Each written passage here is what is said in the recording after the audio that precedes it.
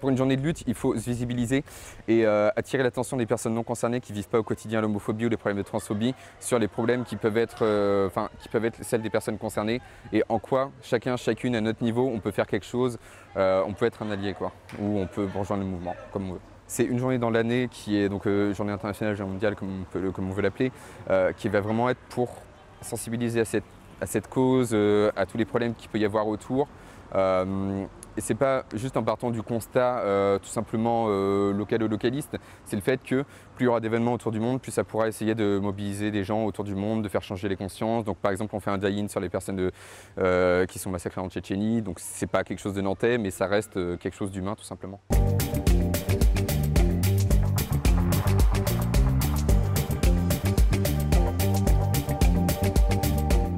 Alors on a, oui, dans les ateliers, alors on a la marche des privilèges, on a des ateliers, des témoignages d'homophobie, de transphobie à la fac.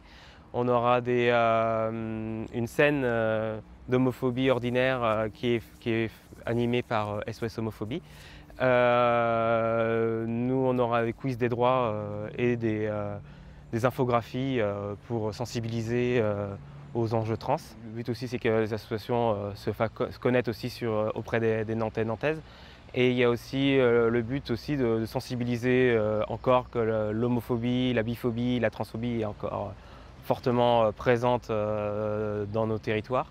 Et là aussi, c'est aussi un but aussi de sensibiliser aux droits encore, qui est encore nombreux à obtenir, notamment pour les personnes trans.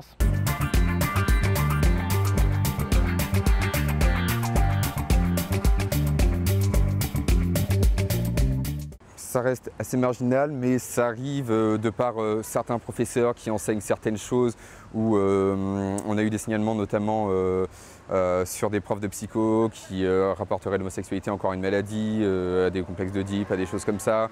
L'année dernière, on a eu une étudiante qui nous a dit qu'elle avait été victime de lesbophobie directe d'un enseignant de TD parce qu'elle était allée à l'hôpital pour voir sa copine qui s'était pété la jambe.